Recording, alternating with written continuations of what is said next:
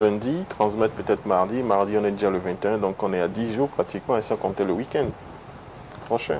Bon, en fait, moi, j'ai surtout été dans la préparation du budget, mais je sais que lorsque la nation l'exige, des efforts doivent être faits de tous les côtés.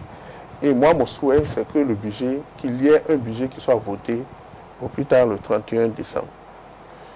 Je ne veux pas que le Bénin continue d'accumuler des crises.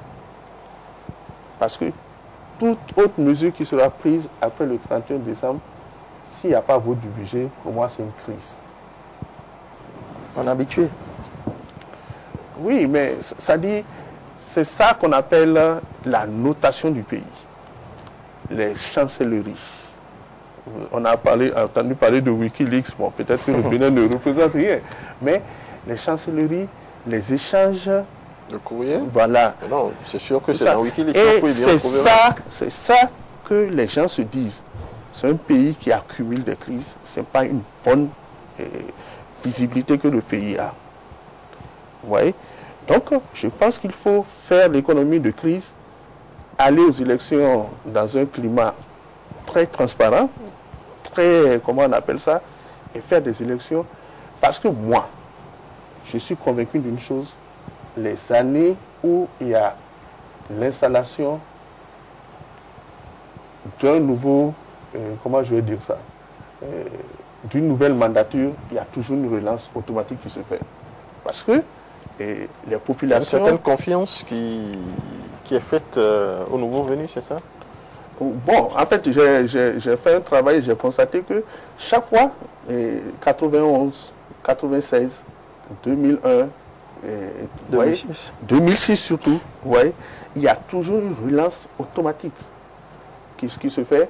Bon, le problème, je me demande, mais pourquoi la fin est toujours catastrophique? Bon, la fin a toujours des problèmes. C'est ça que je me demande. Et c'est ça peut-être qu'il faut régler et inscrire les choses dans la durabilité.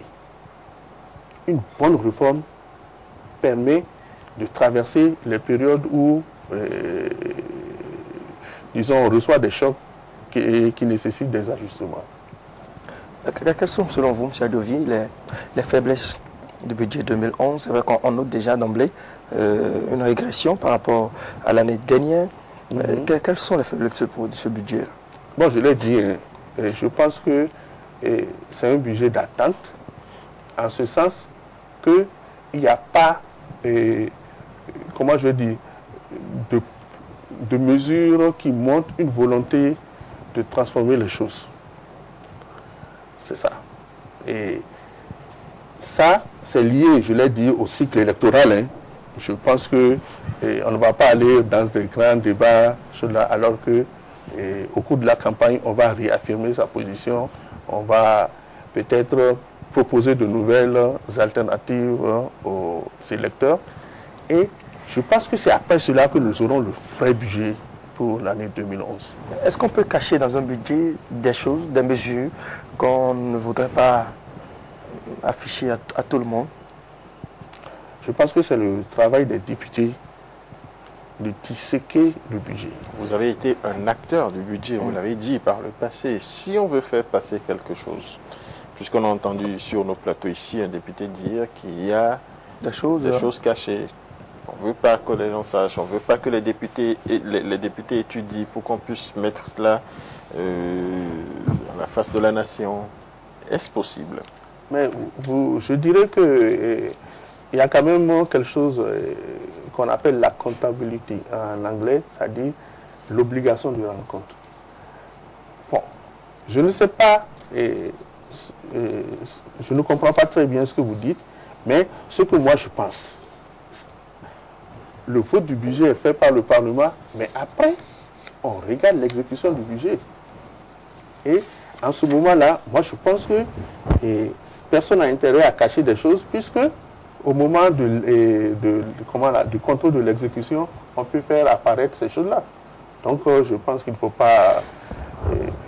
je ne vais pas m'inscrire dans cette logique, sincèrement. Je ne vais pas m'inscrire, bien que peut-être la déclaration de la coalition dit certaines dépenses, certaines orientations de dépenses peuvent faire cela c'est une déclaration politique. Moi, je suis sur le plan économique.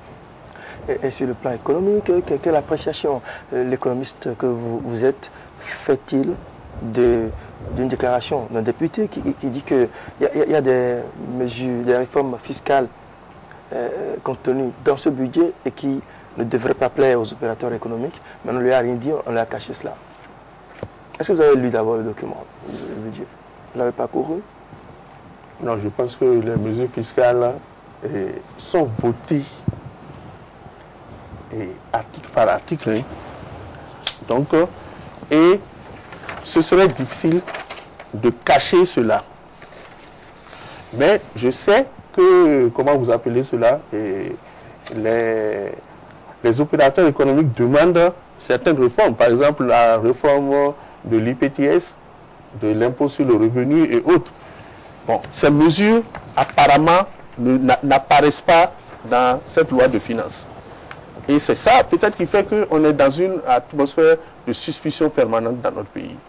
Et je pense qu'il faut sortir de cette suspicion-là en...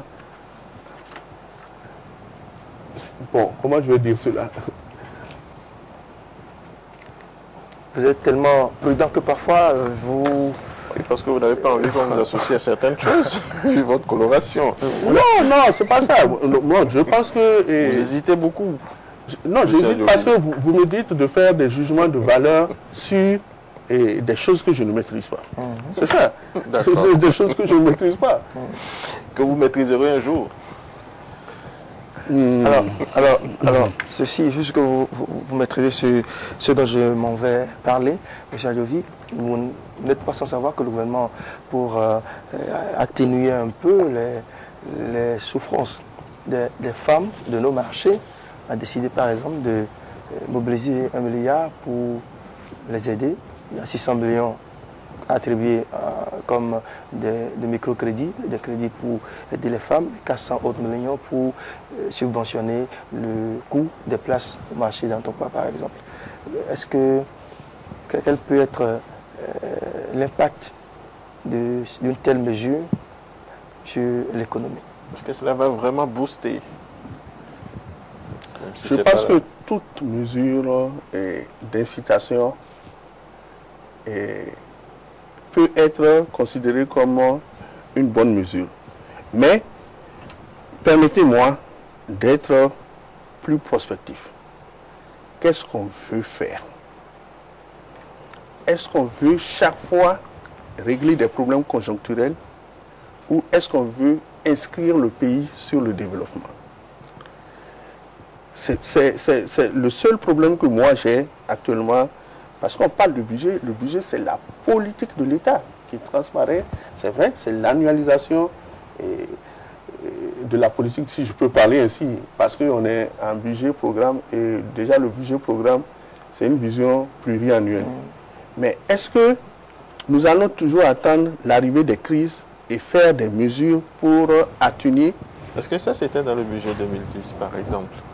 Non, je pense que... Ce milliard. Je ne sais pas. Mais ce que je veux dire, le gouvernement peut à tout moment intervenir pour régler une situation. Sinon, pourquoi il serait là? La durabilité, comme vous le dites, oui. Est-ce que ça aura un impact? Ça peut permettre de régler le problème conjoncturel. Mais moi, je dis, je ne veux pas faire cela. Je pense que les acteurs vont en parler. Moi, ce que je veux dire, c'est plutôt inscrire les actions dans la durée. Et c'est ça qui est important. Par exemple, les microcrédits, puisque ça, au moins, c'est dans la durée.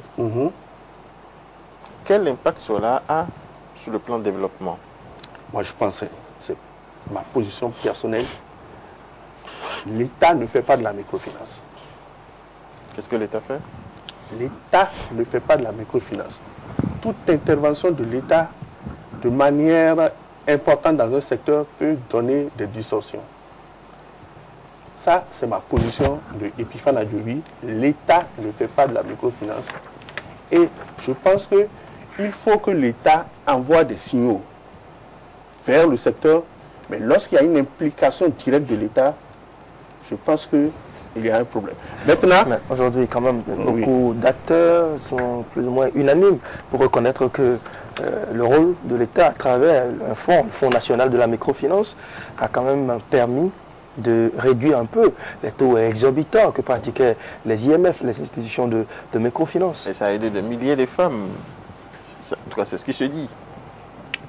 Oui. À mener des activités qui génèrent des revenus. Bon, peut-être que vous allez faire une émission où on va parler des microfinances parce que j'ai beaucoup de choses à dire. Non, parce que vous voyez, ce qui est sûr, tout transfert de ressources vers les populations est une bonne mesure pour ces populations. Est-ce que le bon ciblage est fait? Ça, c'est la question qu'il faut se poser. Est-ce que le bon ciblage est fait? Est-ce que vous pensez que pour mener une activité à Banikwara, pour mener une activité à Porto-Novo, on a besoin de 30 000 à Porto-Novo et de 30 000, de 50 000, ou même 100 000 à Porto-Novo et 100 000 à Banikwara? C'est-à-dire que les réalités ne sont pas les mêmes. Oui. Donc, c'est ça, l'État, la fonction, la fonction objective de l'État le pousse généralement à aller vers l'uniformisation. Mais vous convenez avec moi, par exemple, que ce n'est pas normal, ce n'est pas peut-être idéal de penser que il faut 100 000 à Porto-Novo et 100 000 à Banikwara, par exemple. OK? Donc, c'est pourquoi il faut laisser les professionnels le faire. Si la manière dont... Ce sont les professionnels qui sont là-bas, parce que c'est vrai, il y a un ministère qui est chargé de ça. Sûrement, ils ont pris des spécialistes de la question. Il y a une structure autonome, le FNM, qui travaille maintenant avec les IMF. La stratégie, c'est le faire faire. Et jusque-là, est-ce que l'État, le rôle de l'État, tel que vous le dites, de plus en plus, c'est moins remarquable? Puisque vous le dites. Mais non, on se pose la question, puisque vous dites que vous avez beaucoup de choses à dire là-dessus. Ça, c'est l'idée. Non, moi, je pense que... on n'est pas de la structure, c'est ce qui se dit. Non, non, bon, je pense qu'il ne faut pas aborder les sujets de fond. Pour moi, la question de la microfinance est une question de fond. Et mon souhait, c'est que le débat qui va se faire au cours des élections présidentielles, que la question des microfinances soit débattue. Bon, c'est ça. Ça fait déjà partie de la stratégie de votre coalition? En tout cas, la coalition que je soutiendrai, que je soutiens déjà et que je vais soutenir jusqu'à la victoire, oui, je pense que en tant qu'individu, et ayant, en tout cas, je vais donner ma position sur ces questions-là. Si ça transparaît en tant que programme au sein du candidat que je vais soutenir, alors chapeau. Il y en a déjà qui en a parlé.